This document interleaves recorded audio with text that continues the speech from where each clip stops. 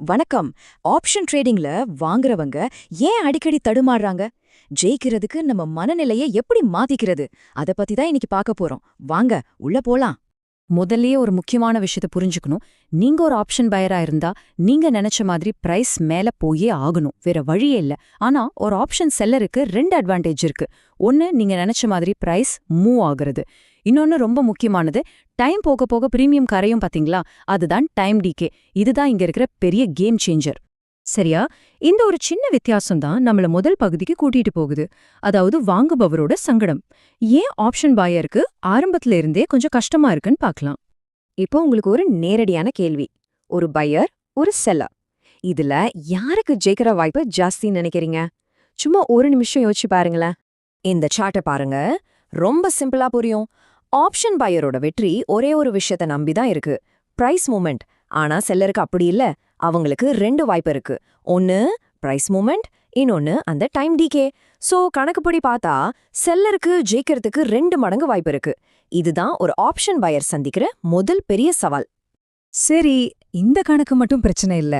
இதை விட பெருசா நம்ம மனசு பண்ற சில தவறுகள் தான் நிலைமைய இன்னும் மோசமாக்குது. இதுதான் நம்மள அடுத்த பகுதிக்கு கூட்டிட்டு போகுது, தோல்வியின் மனநிலை. இங்கதான் ஒரு சுவாரஸ்யமான விஷயம் இருக்கு. என்னன்னா, நிறைய ட்ரேடர்ஸ் அவங்களுக்கு அவங்களே எதிரியா மாறிடுறாங்க. நஷ்டத்தை எப்படியாவது ரிகவர் பண்ணணும்னு ட்ரேட் பண்றது, ட்ரேடிங்க ஒரு மாச சம்பளம் மாதிரி பாக்குறது, இல்ல ஒரே மாசத்துல கோடீஸ்வரன் ஆகணும்னு இதெல்லாம் என்னன்னா, நம்மளோட ஆசையா மார்க்கெட் மேல திணிக்கிறது. இது கடைசியில தோல்வியில தான் போய் முடியும், இல்லையா? அப்போ ஒரு முக்கியமான கேள்வி வருது. நாமளே எல்லா தப்பும் செஞ்சு நம்ம காசு விட்டு தான் பாடம் கத்துக்கணுமா? அவசியமே இல்ல. புத்திசாலித்தனம் என்னன்னா, மத்தவங்க பண்ற தப்புலேருந்து நாம கத்துக்கிறது தான். அது அவங்களுக்கு செலவு, நமக்கு பாடம். சரி, மத்தவங்க தப்புல இருந்து எப்படி கத்துக்கிறது? இங்கதான் எமோஷன் வீக்கர்ஸ் அப்படிங்கிற ஒரு கான்செப்ட் வருது.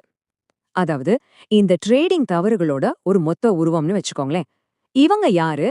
இவங்க கிட்ட இருந்து நாம என்ன கத்துக்கலான்னு பாப்போம். இவங்கள கண்டுபிடிக்கிறது எப்படி? நீங்க நினைக்கிற மாதிரி அது ஒன்றும் பெரிய கஷ்டம் இல்ல. ரொம்ப ரொம்ப சுலபம். சில அறிகுறிகளே அவங்கள காட்டி கொடுத்துரும். இந்த அறிகுறிகளை கொஞ்சம் பாருங்க.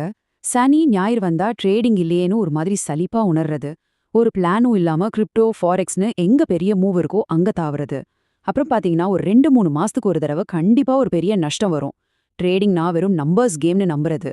மத்தவங்க ப்ராஃபிட் ஸ்கிரீன்ஷாட் பார்த்து எனக்கு மட்டும் ஏன் இப்படி நடக்க மாட்டேங்குதுன்னு விரக்தி ஆகுறது. இப்படி சொல்லிக்கிட்டே போகலாம். இந்த குணங்கள்ல ஏதாவது உங்ககிட்டயோ இல்ல உங்களுக்கு தெரிஞ்சவங்க கிட்டயோ இருக்கான்னு கொஞ்சம் யோசிச்சு பாருங்க. உங்க ட்ரேடிங் சர்க்கிள்ல கொஞ்சம் தேடி பாத்தீங்கனாலே போதும். இந்த மாதிரி வாய் தவறி வந்துருச்சு, இந்த மாதிரி ட்ரேடர்ஸ நீங்க ஈஸியா பார்க்கலாம். இது ஜோக் மாதிரி தெரிஞ்சாலும் இதுதான் நிஜம். ஓகே, இப்போ பிரச்சனை எல்லாம் என்னன்னு பார்த்துட்டோம். இனி தீர்வு என்னன்னு பார்க்கணும். நம்ம அடுத்த பகுதி கற்றுக்கொள்ளும் கலை. இது வேற ஒன்னும் இல்ல, கவனமா மத்தவங்கள கவனிக்கிறது தான்.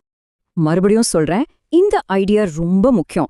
நம்மளோட வளர்ச்சி நம்ம தப்புல இருந்து மட்டும் வராது, மத்தவங்க பண்ற தப்ப கவனிக்கிறது மூலமாவும் வரும். இது உங்க நேரத்தையும் பணத்தையும் மிச்சப்படுத்தும்.